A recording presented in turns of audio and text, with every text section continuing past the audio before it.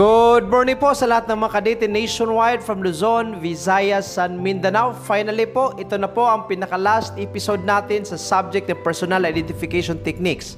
Sa last episode po, pinag-usapan natin yung classification system starting from primary up to key classification. I hope naintindihan po natin ang pag-conduct ng classification system para at least po pag magsisilabasan po ito sa board examination, makuha po natin ang tamang sagot. Okay?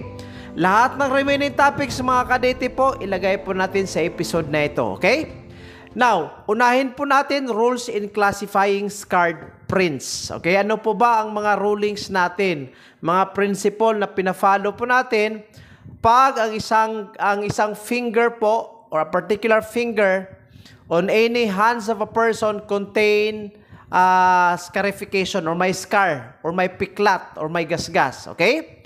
Unang ruling po dito mga kadete, when an impression is so scarred that neither the general type of pattern nor the ridge tracing or count can be determined with reasonable accuracy, the impression should be given both the general type value and the subclassification value of the corresponding finger of the other hand. Ano ba ibig sabihin nito?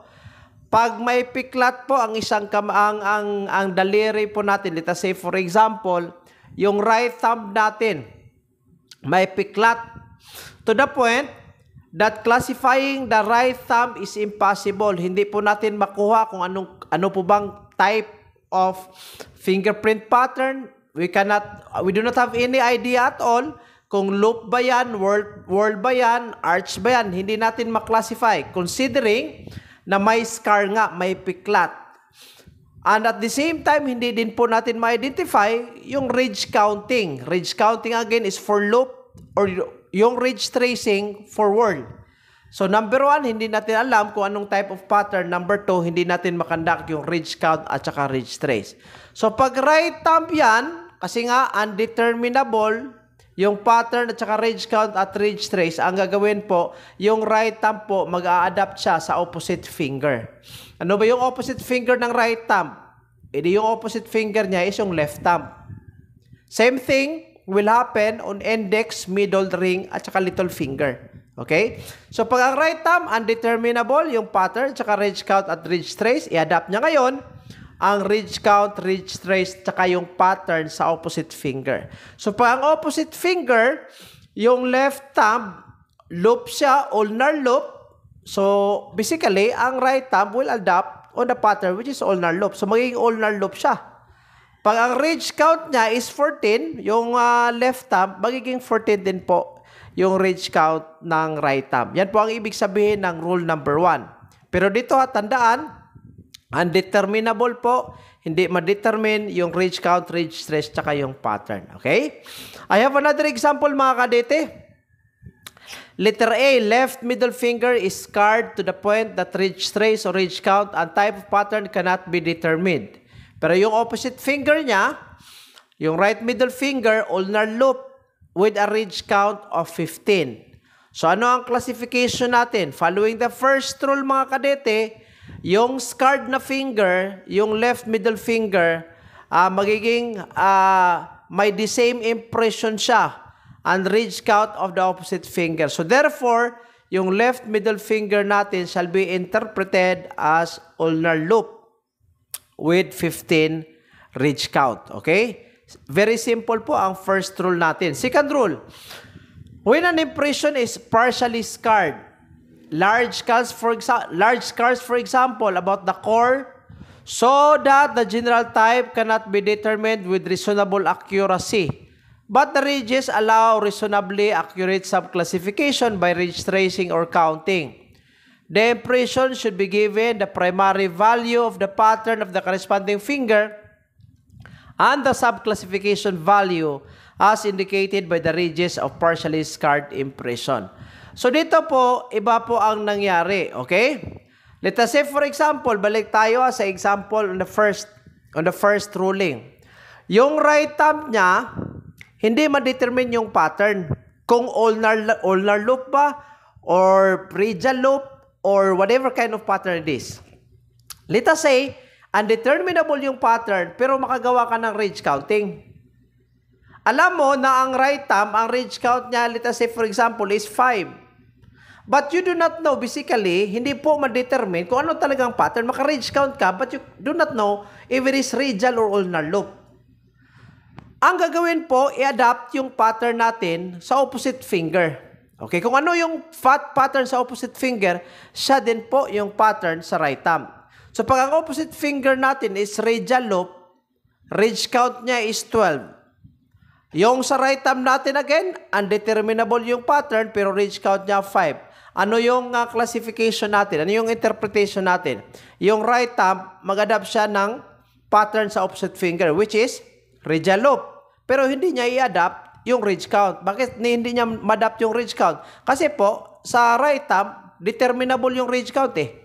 So basically, ang classification natin, interpretation natin, magiging radial loop siya, ridge count 5. While on the other hand, left finger, radial loop, ridge count niya 12. Again, sa rule number 2 ha, makagawa ka ng ridge trace or ridge counting.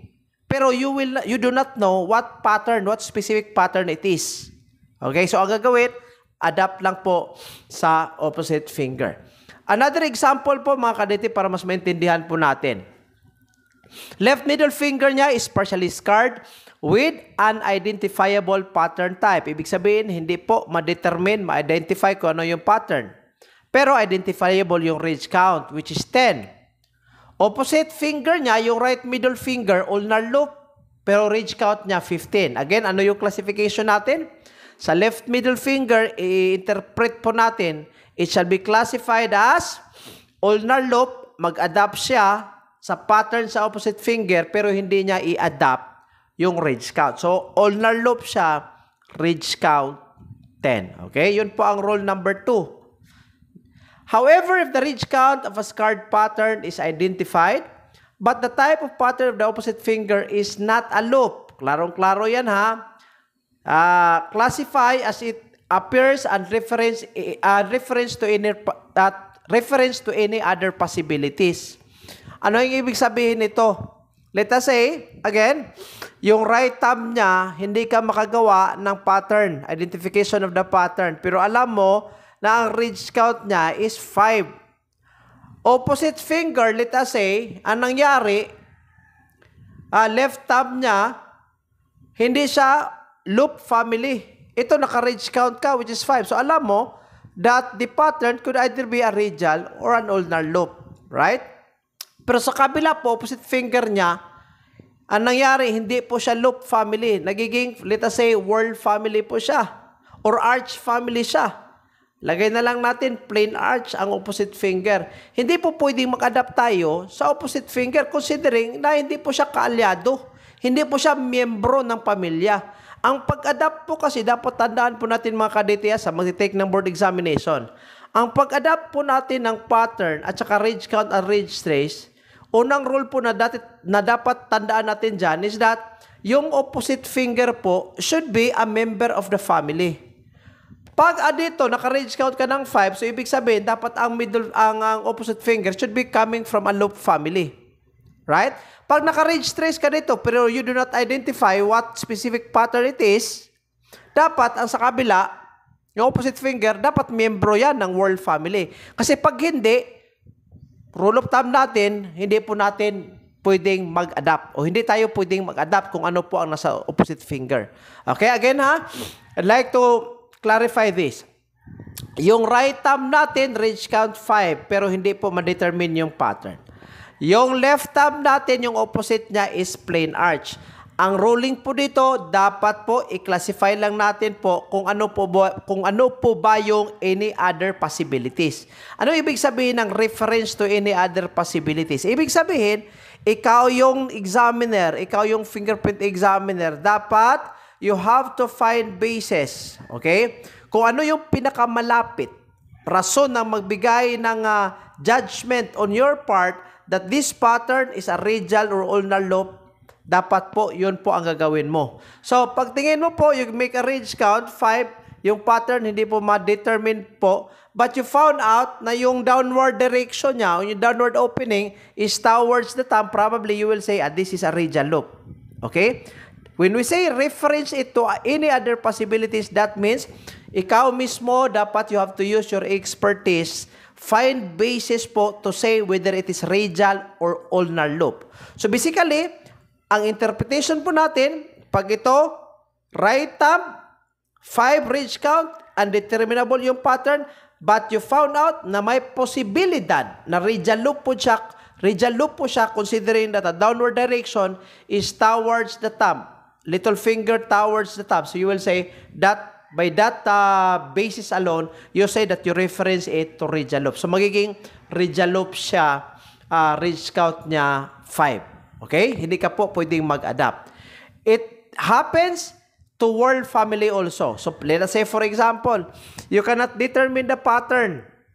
Okay? Or maybe you can determine the pattern but you do not know whether it is inner, mid, or outer.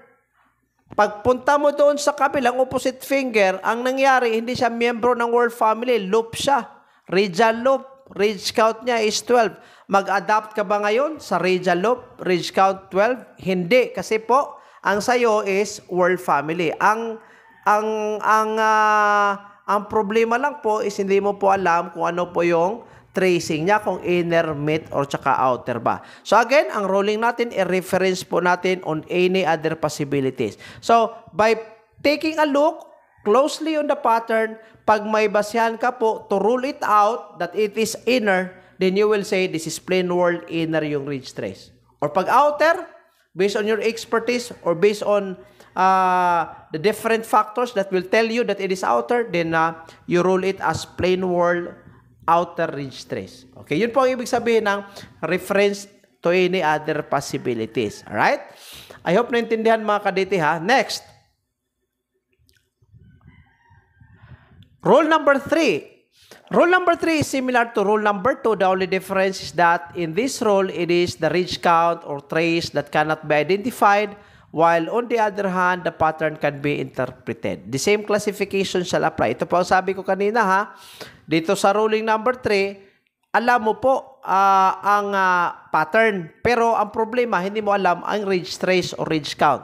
Same lang din po. Same lang ang principle po natin sa number 2. With number 2.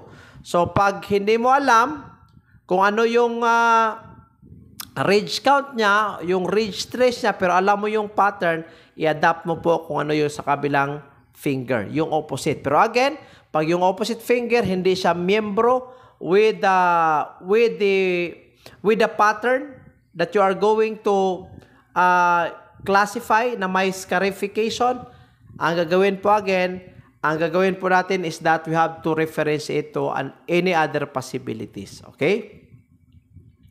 So example nito, left middle finger is radial loop with unidentifiable ridge count. Ang opposite finger niya is right ulnar loop with ridge count of 15. So ano ang mangyayari po ano po ang mangyayari dito? Ang left middle finger na may scar po, may piklat po, magiging radial loop po siya. Ang ridge count niya is 15. Okay? Next. However, the pattern in the left middle finger is a radial loop, but the type of pattern of the opposite finger is a whorl. Again, do not adopt the ridge trace. Ridge trace is for whorl. So, anong gagawin? We reference it to any other possibilities. Okay? Yun po ang ruling natin. Rule number 4. When an impression is so scarred that neither the general type of pattern nor the ridge trace or count can be determined with reasonable accuracy, and it so happens that the corresponding finger of the other hand is similarly scarred, both patterns are given the arbitrary value of, ito lobas ito sa board examination way back 2010. So, anong nangyari po dito, let us say, right thumb, scarred siya, may piklat, may gasgas, hindi po klaro kung ano po yung type of pattern. Hindi din po klaro, hindi din po determinable kung ano yung ridge count or ridge trace. Pagtingin mo sa opposite finger, yung left thumb, pareho din po, scarred siya.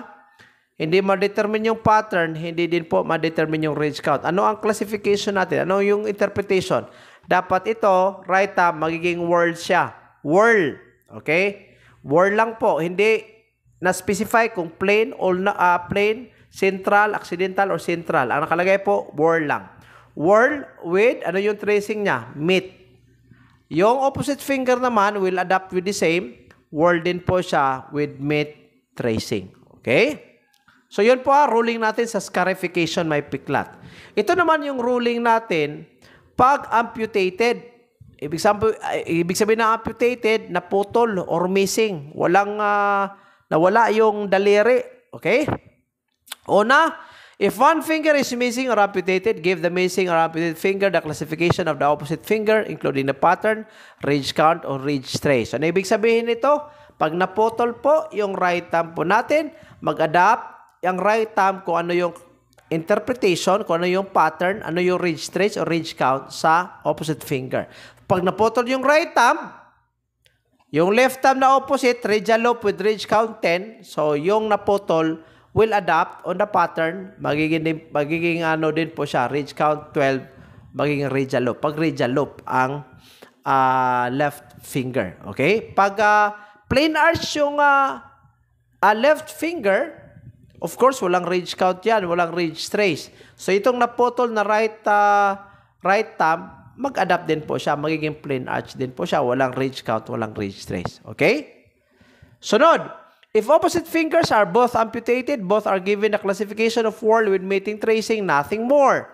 So, anong ibig sabihin nito? Tumingin ka ngayon sa right thumb. Pagtingin mo sa right thumb, amputated, missing. So, of course, yung first rule natin, dapat you have to take a look on the opposite finger. Pagtingin mo sa opposite finger, putol din po. Amputated or missing din po yung left thumb. So, anong gagawin? Ang dalawang opposite fingers, yung right thumb at saka yung left thumb, ang kanilang classification ay magiging whorl din po with meet tracing. Okay? Klaro po yan, ha? So, next.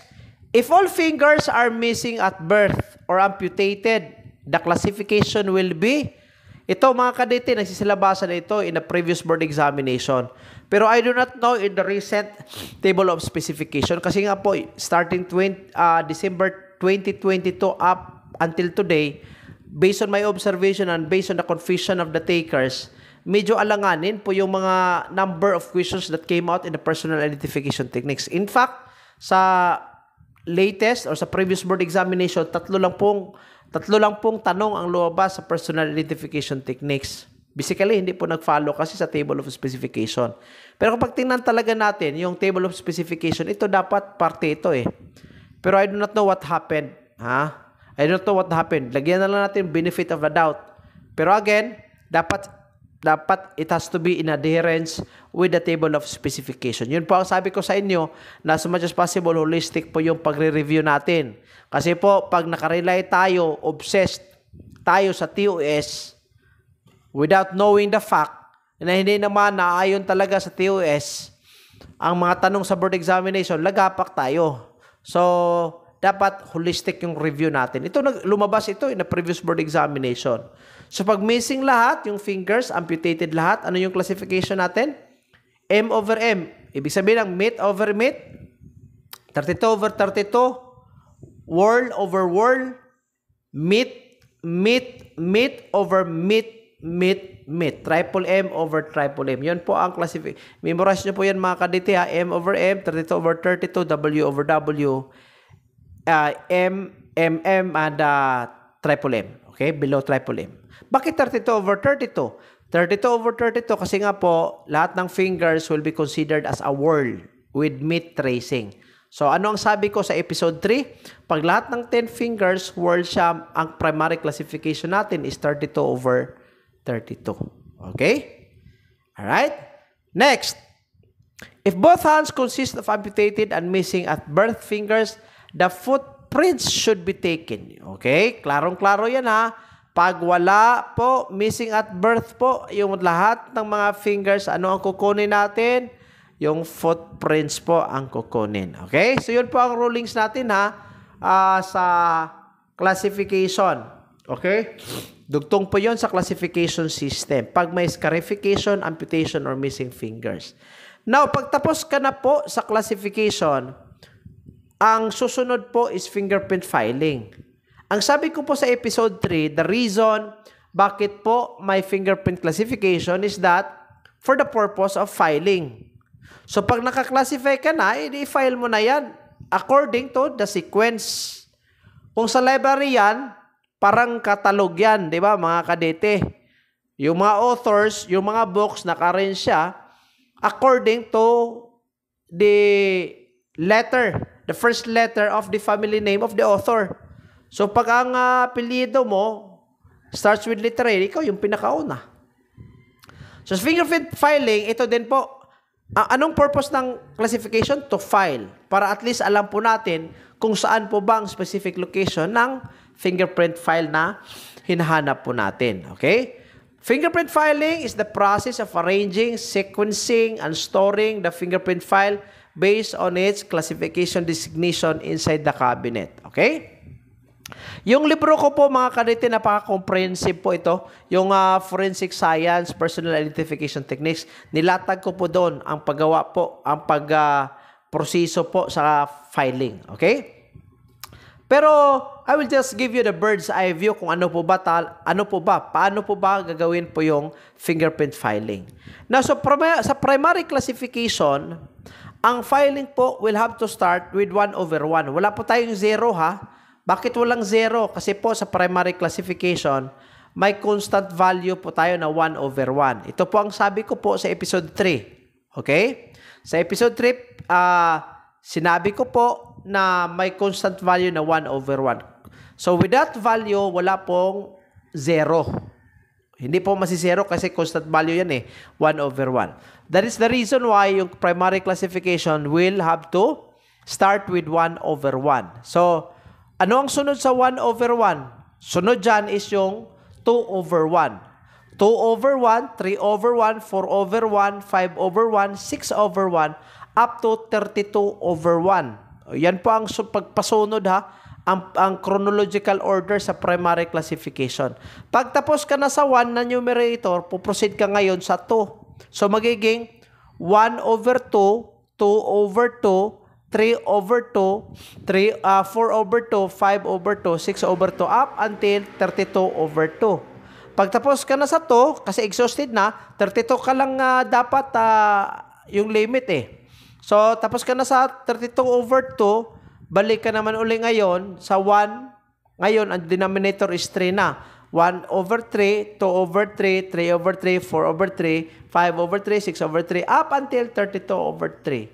And then, proceed ka sa 4, 1/4, 2/4, 3/4, 4/4, 5/4, blah, blah, blah, blah, up until 32/4. Yun po. So, total, 32/32, yung pinaka-last po. 1/1 yung pinaka-una, 32/32 yung pinaka-last.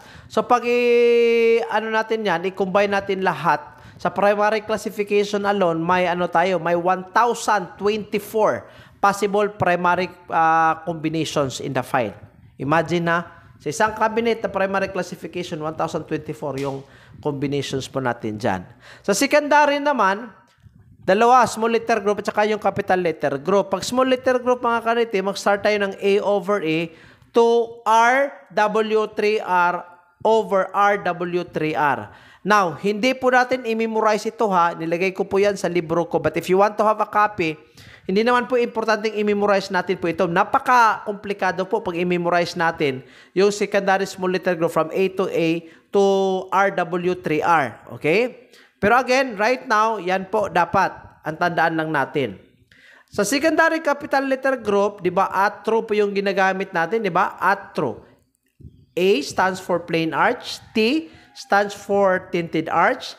R stands for radial loop. U stands for ulnar loop. W stands for plain wall. Atrocidex rather. Atrocidex. Then D stands for double loop. And then C stands for central pocket loop. And then X stands for accidental word. Sa secondary capital letter group, ang po natin is A to A over A to W over W. Okay? So, yun po, secondary classification. Sa subsecondary naman, I over I, triple I over triple I to triple O over triple O. Okay? Ibig sabihin, inner over inner to triple outer over triple outer. Okay? Yun po sa subsecondary. Sa major division naman mga kadite, when both thumbs have loop patterns, the following sequence shall be used.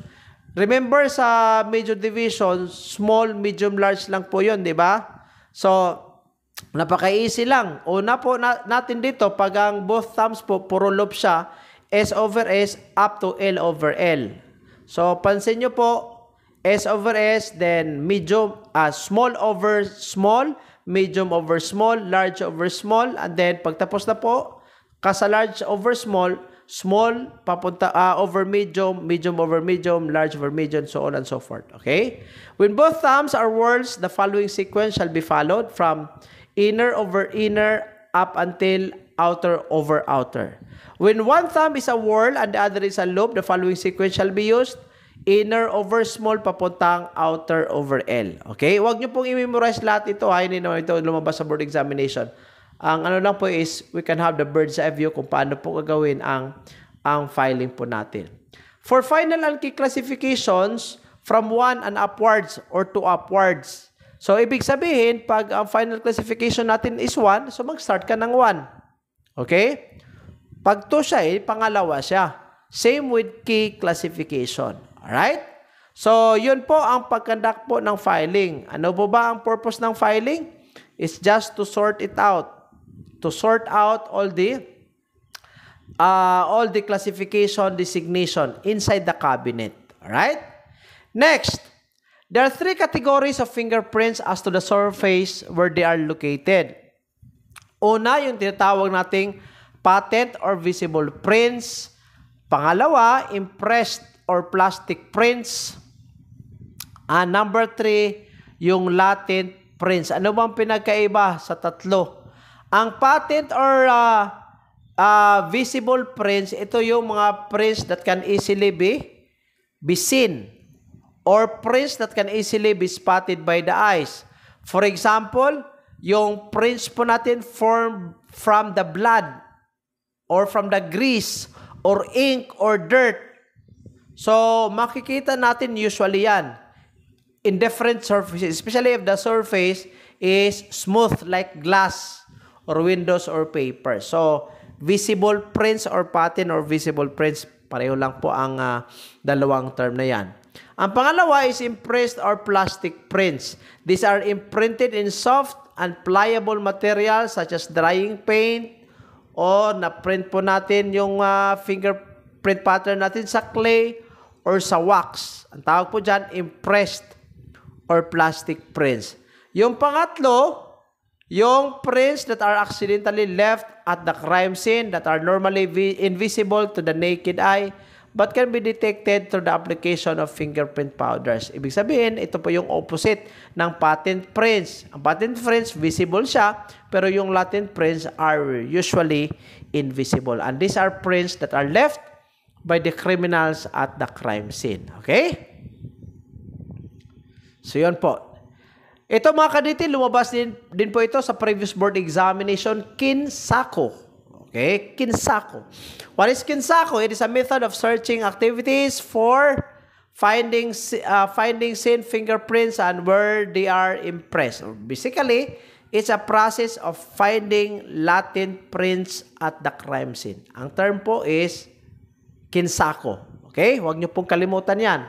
Sunod, development of fingerprint techniques. Okay?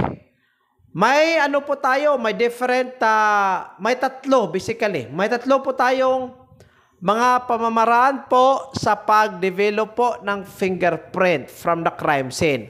Una, yung pinaka-common po dito, itong tinatawag nating brush and powder method. Okay? Now, unang tanong, saan po ba ginagamit ang brush and powder method? Ginagamit po ito pag non-porous po yung surface. Okay? Example, yung glass, plastics, smooth metals, and other non-porous objects. This method includes the use of fingerprint brush and numerous colored powders. Ito po yung pinaka-common na ginagamit po sa SOCO.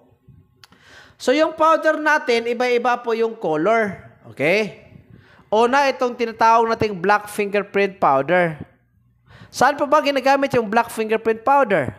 Ginagamit ito sa mga light-colored surfaces. Okay? Samantalang yung silver powder naman, ginagamit po ito sa dark-colored surfaces. Pero pag light, especially yung table po natin, color white, ano ang gagamitin natin? Black fingerprint powder, pa at least visible talaga yung latin print pag ma-develop na. Pero pag dark color siya, anong gagawin natin? Gagamit tayo ng tinatawag nating silver powder. It is very impracticable pag dark color na nga yung surface, tapos gumamit ka pa ng black powder. Nako, ang mangyari dyan, hindi mo makita. Okay? Hindi mo makuha. Kasi pareho yung powder at saka yung color ng surface. So, dapat iba-iba po. Next, magnetic powder naman. Ang magnetic powder, ginagamit po ito on dirty or greasy surfaces. Okay? It is a mixture of magnetic metallic particles and small grains of fingerprint powder that are lifted by a brush known as Magna brush. So, ano ba ang Magna brush, mga kaditid? Natawag itong magnetic powder kasi nga po, this can be lifted by the use of a magnet. Ang magnet that is coming from a Magna brush. Okay?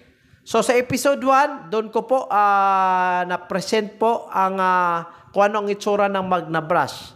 So, sa lahat ng mga kadete na nag-laboratory, seryoso sa laboratory activities, I think you come across with Magna brush. So, yung magnetic powder, ilagay doon sa surface, then gagamit ka ng Magna brush para yung powder po will be lifted from the surface. Yung powders that are stuck with the latent prints, siya lang po yung mag-remain doon sa surface. Okay? Forming the latent prints. Making the latent prints develop. Makikita po. Next, fluorescent powder naman, ginagamit din po ito sa multicolored areas. Okay? Sunod, pag di ganong epektibo ang brush and powder method, pwede ka pong gagamit na tinatawag natin chemical method. Ang chemical method naman, opposite siya sa powder method. Sa brush and powder method, ginagamit ito sa non-porous surfaces. Pero itong chemical methods, ginagamit po ito sa porous surfaces. Okay? For example, yung sa papers, woods. Fingerprints deposited in papers and woods are often absorbed by the material, causing the print to appear less visible. Ano ang gagamitin? Chemical methods. So, ano ibig sabihin ng porous? The absorption of water. Okay? Pag glass, it does not absorb water, right? Pag glass, so, non-porous siya. Pero pag papel, nag-absorb kasi yan ng water, kaya porous material siya. Pero yung glass, non-porous. Yung metal, non-porous. Table plastic, plastic table, non-porous din po. Okay? Pero pag wood and papers, nag-absorb kasi yan ng tubig. Kaya po ang gagamitin natin, chemical methods. Okay? Sa chemical methods, mga kadete, may different chemicals po na gagamitin natin. Una po, itong tinatawag nating ninhydrin method. Okay? Sa ninhydrin method, gagamit po tayo ng ninhydrin solution na siya pong mag-react sa amino acids. Ang amino acid po is one of the composition of the perspiration. Yung singot in Bisaya. Yung pawis po natin in Tagalog. Right? Sunod, ito namang iodine fuming. Okay? Pero itong iodine fuming, usually gagamit ito ng cabinet iodine fuming cabinet. Okay? Ang ginagamit po namin nito in our laboratory is Mightyban or shoe glue. Kasi yung shoe glue at saka yung Mightyban, may iodine yan eh. Okay? It is the first processing method used in the development of fingerprints, where iodine crystals are used to absorb in the oily and fatty residues of the fingerprint. This is best applicable to fresh latent prints in the crime scene. The iodine fuming cabinet method, this method is performed by putting iodine crystals in a glass dish inside the fuming cabinet. The material suspected to contain with latent prints is suspended on the upper portion of the cabinet. Heat the crystals until it will give off evaporated gas, which will later cause the prints to gradually appear. For short, mga kadete, itong iodine fuming at saka yung iodine fuming cabinet method, pareho lang yan. Okay? Pareho lang gagamit yan ng iodine. So, gumamit po kami ng iodine fuming cabinet method. Let's say, for example, Pag isang piece of wood is suspected to have a latent print, may cabinet kami made of glass. Okay? Sa loob ng cabinet, may may lamp, may fluorescent lamp. Doon po ihang yung piece of wood. Sa ilalim po may plate, isang plate na doon po ilagay yung iodine. Yung ginagamit namin is Mighty Band eh.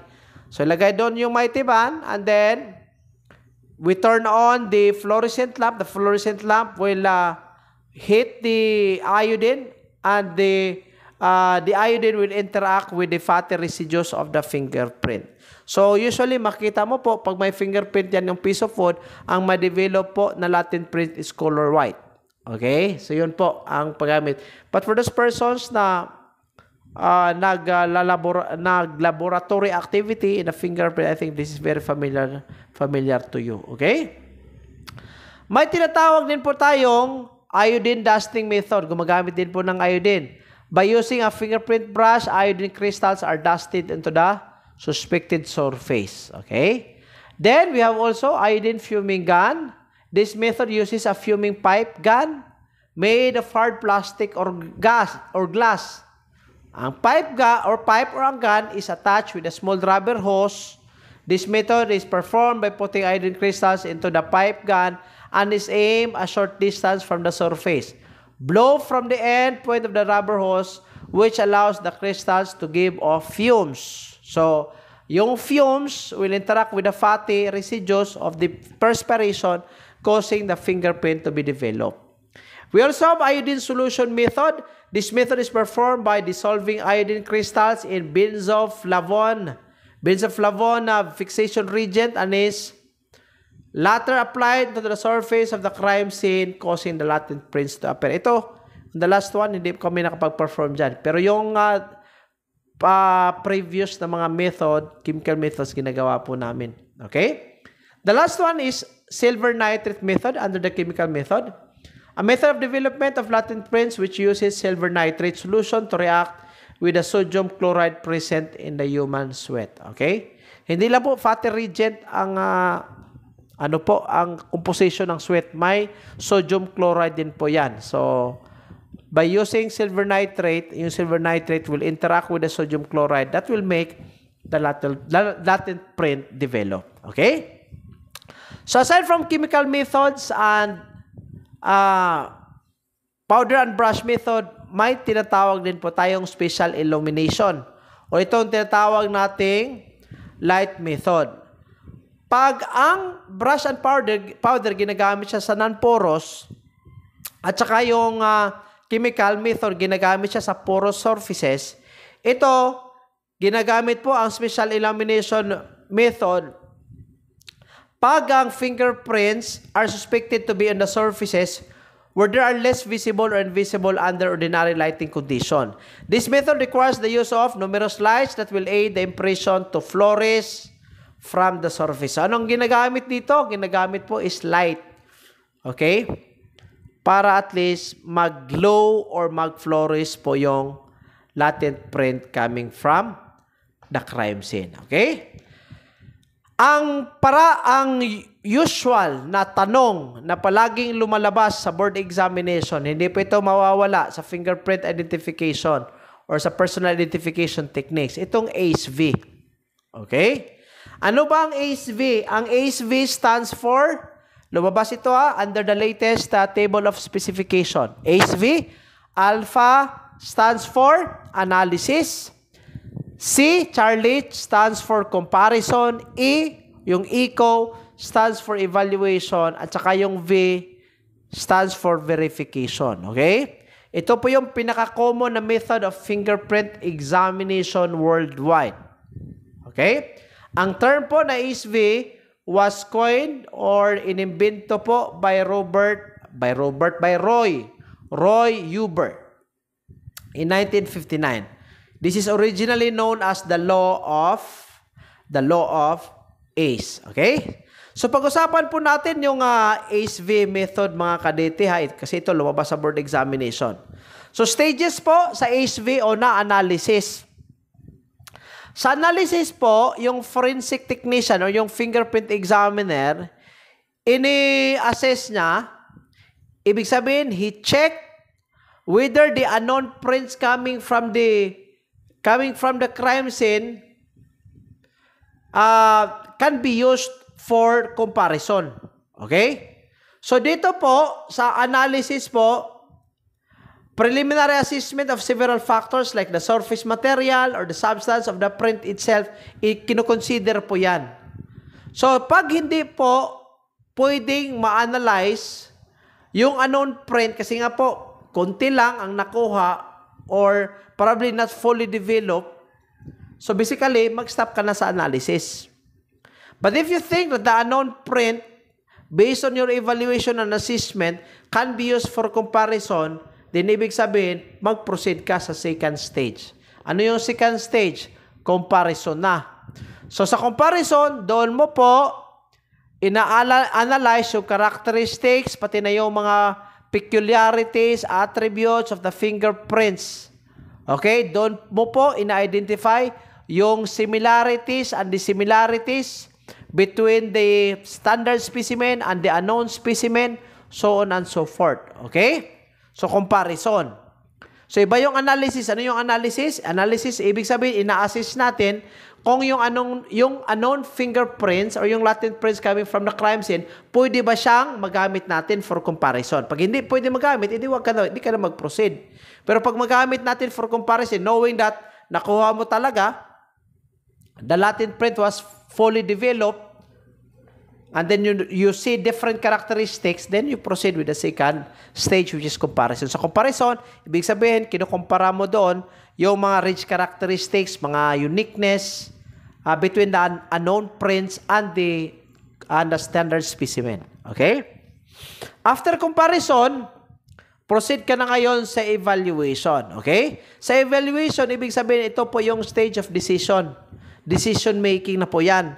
Ibig sabihin, doon mo po ilalatag yung conclusion mo or yung findings mo whether the two prints are coming from the same person. Whether the two prints are similar or the two prints are not similar. Okay?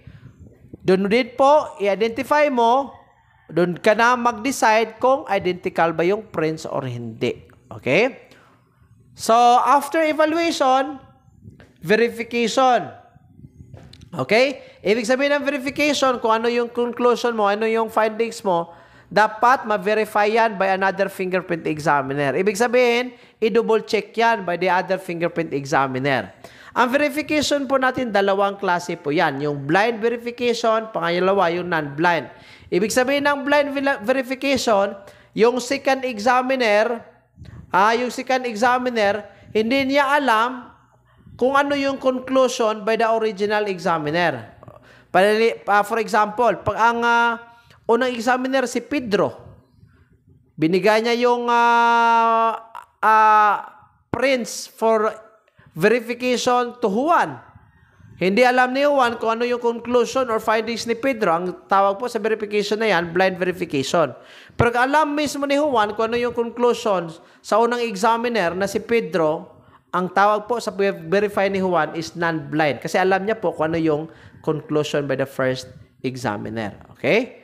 Yun po ang pagkaiba sa blind at saka non-blind verification. Alright? Next, matching fingerprints. Factors as main basis for a technician to infer that the two fingerprints are the same. Tatlo po ito ha. Global, pattern configuration, qualitative concordance, saka yung quantitative concordance. Isa-isahin po natin mga kadete ha. Pag global pattern configuration, ibig sabihin na yung question specimen at saka yung standard specimen, dapat pareho po yung pattern po nila. Ibig sabihin, pag loop yung nakuha coming from the crime scene, dapat yung standard specimen na coming from the suspect, dapat loop din po. Kasi pag nakuha sa crime scene loop, then nung kumuha ka ng specimen coming from the suspect, it found out na lahat ng kanyang fingers, plain arch, nako, hindi pwedeng i-compare ang plain arch sa word because in the first place, hindi po pareha yung pattern nila. Ang sabi ng global pattern configuration, sa pag-examine po, dapat pareho yung pattern. Pag plain world, dapat plain world din po yung in-examine. Pag loop yung in-examine, dapat loop din po yung kinuha mo from the suspect. Okay? So pag plain R's is coming from the crime scene, dapat plain R's din po ang sa standard specimen coming from the suspect. Pag hindi, you can rule out na ang suspect na ito is not there at the crime scene. Next, pag pareho yung pattern, you can proceed with qualitative or quantitative concordance. Ano ibig sabihin ng qualitative? From the word qualitative, dapat pareho yung length, pareho yung positioning, pareho yung type ng characteristics, pareho yung shape, pareho lahat. This refers to the minute details of the fingerprints that must be identical. Ano yung minute details na tinutukoy dito? Ang tinutukoy dito is yung mga ridge characteristics. So dapat, pag may bifurcation na malapit sa core, when you take a look at the question specimen, dapat din po sa standard specimen, mayroon din pong bifurcation na malapit sa core. So pag sa latent print coming from the crime scene, may bifurcation.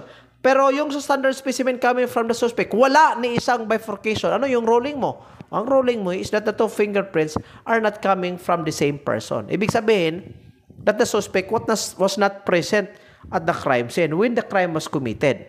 Kasi nga, iba-iba yung fingerprints eh. Okay, yun po. So, pag may bifurcation sa kabila, dapat may bifurcation din po sa kabila. Alright? Sa pag-examine mo. Pag may ridge dot, dapat may ridge dot din po in both of the patterns with in the same position, the same placement, the same size, so on and so forth. Okay? Pag quantitative naman, concordance, ibig sabihin the number of characteristics that are identical. Ibig sabihin, number of peculiarities po na pareho. Okay? So, sa Amerika, for example, 12 ridge details that are exactly alike is a requirement to prove likeness or similarity between two fingerprint impression. Pero sa atin po, sa Pilipinas mga kadite, 10 to 12. Pero yung 10 to 12 na ridge characteristics na dapat similar is not really a requirement. Okay? It's not a requirement. Nangyari lang po ito sa People of the Philippines versus Marciano Medina, if I'm not mistaken. People of the Philippines versus Medina. So, 10 to 12 ridge characteristics na identical to prove na talagang ito po ang tao na was the person in the crime scene when the crime was committed. Okay? So, sa pag-examine po natin makalite, may example po ako dito ha. So, let us say, ito yung latent print coming from the crime scene. Ito din po yung standard fingerprint coming from the suspect. May 1 to 3 up until 21 mga kadete ha. So, 1 up to 21. So, for example, in number 1, bifurcation sa standard specimen coming from the suspect. Malapit sa core. Dito din po, may bifurcation malapit sa core. Ang sa latent print. So, pareho po. So, ang ruling po natin dito, una, dapat pareho yung placement, pareho yung ridge characteristics, pareho yung pattern. Number 2, isang dissimilarity between the two fingerprints is enough to prove that the two prints are not the same. Okay? For example, pag may enclosure dito sa standard specimen, pero sa latent specimen or sa latent print, walang ni isang enclosure. Ibig sabihin, hindi sila similar. Even though if you will say, sir, may 21 na ridge characteristics that are the same, pero may isang detail. For example, enclosure na malapit sa core, na makikita sa standard specimen. Pagtingin mo doon sa latent print, ni isang enclosure talagang walang makikita. So ano ang conclusion mo? Ibig sabihin that the two prints are not similar with each other. Okay? Alright, so ganyan po ang pag-comparison po natin. Nakalagay dyan 1 to 3 up to 21. That will determine kung ano yung ridge characteristics na makikita po sa pattern. Okay? Pero may tinatawag tayo ngayong AFIS mga kadete. I think right now, yung kamkrami po natin may AFIS na. Hindi AFIS AFIS. That stands for Automated Fingerprint Identification System. Okay? So, napaka-sophisticated po na technology na ito. In just a snap of a finger, seconds only, it will actually tell you a particular person that might be the owner of the latent print coming from the crime scene. It's just seconds away, right? So, yung automated fingerprint identification system po is just a database po that will search and gives fingerprint patterns that are of possible likeness to the print that is coming from the crime scene. So, mas madali siya because it will just automatically run into the system and it will tell you that these are possible persons. So, it will narrow down the number of suspects in your investigation. Yan po ang pinaka-importante. Pero, the problem right now is yung AFIS po natin is not totally linked with the fingerprints of all Filipinos. Ang maganda kasi po dito, if all Filipino citizens are registered with the automated fingerprint identification system, mangyayari po, anybody who will commit a crime and that latent print is developed and extracted coming from the crime scene, if that latent print is run in the AFIS, automatically it will pinpoint the specific person. If, again, all persons in the Philippines are registered with the automated fingerprint identification system. Pero ang problema, not all are registered. Okay? So, kukunti lang po yung possibility. So, balik tayo sa manual. Right? Yun pa ang problema. Next, fingerprint impressing techniques on a dead body. Ang tawag po nito is post-mortem fingerprinting. Ibig sabihin, patay na yung tao, kinukuhaan mo ng fingerprints. Okay? Fingers soon after death. Those who died recently, ang remedy po natin, clean finger bulbs using a goose containing alcohol, roll fingerprint roller with ink on fingers and cut fingerprint card to a proper size and impress it on the fingers. So, ano ang gagawin po natin? Yung fingerprint card po natin, may mga blocks yan. I-cut po natin yan, ha? Then, after cutting, we get a fingerprint roller. Okay? So, yung finger po ng patay na tao, i-roll po natin yan. Roll fingerprint roller with ink on fingers. Lagyan siya ng fingerprint ink by using a fingerprint roller, and then we use again the cut fingerprint blocks coming from the fingerprint card. And then we impress it on the finger. Yung nakuha po, ibalik po natin doon, i-paste po natin sa fingerprint card. Okay? For stiff fingers in clenched fist, yung nakaganyan, those who died for a longer period, in which case difficulty is experienced due to pronounced stiffening of the fingers or already at the stages of decomposition, ang remedy po natin, gagamit tayo ng spatula. I also presented in episode 1 kung ano yung spatula. Use spatula or finger stretcher to stretch fingers, then impress with use of ruler and ink. Pag peeled off na, ibig sabihin, nalalagas na po yung skin ng isang tao, na-remove na from the main body of the person, ang remedy po natin, take photograph after applying ink to the true skin. Okay? Next, if fingers is coming from charred body, in case it is feared that they will disintegrate even by the slightest touch or move, their photograph shall be taken as they are. Okay? Ano ibig sabihin nito? Pag yung katawan ng isang tao, pag you will touch, you will get a fingerprint, automatically the skin will peel off coming from the body of the person or coming from the arms or the hands of the person. Then, ano ang gagawin? Photograph it. Okay? Next, mummified or adeposed fat from decomposition tissues, fingers. Remedy po natin, take their mold with silicone, make films with streetable paint or cortex, and then what we are going to do is to impress. Okay? Note, as to the requirement, minimum number of similar range characteristics, mga kadete po. Again, wala po tayong universal rule nito, ha. I highlighted it.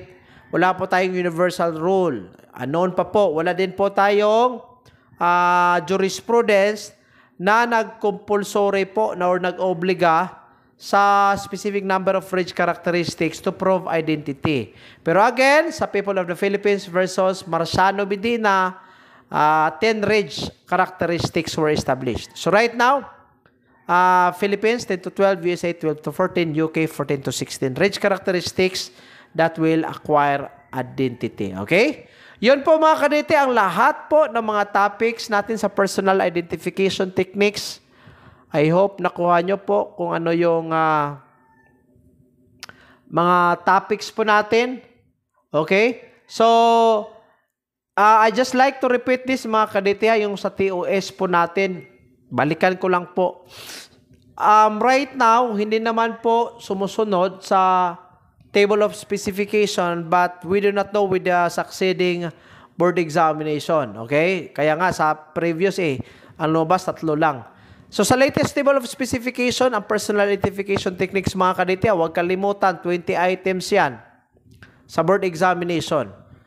Tatlo lang kasi ang tatlong subjects ang may pinakamataas na tanong dyan. Yung photography, personal identification, at saka yung ballistics. Tig 2020 yan. So, make sure na nakuha po natin. So, sa TOS po natin 6 na tanong po will be taken from other methods of identification. Then, 6 din po sa pag-identify ng fingerprint, pati na yung characteristics, tsaka yung pattern. Yung 8 fingerprint patterns po natin. Then, yung 6 na tanong will be taken from taking and recording fingerprints, pati na yung detection thereof. 2 tanong will be taken from the ASV. Okay? So, yun po. So, I hope mga kadete, I was able to help you in your preparation for the board examination. At the same time, sa lahat po ng mga enrollees sa fingerprint identification, I just hope and I pray na may natutunan po tayo in the subject. Maraming salamat po sa lahat for patronizing Bitcoin. Maraming salamat again mga kadete, and God bless everyone.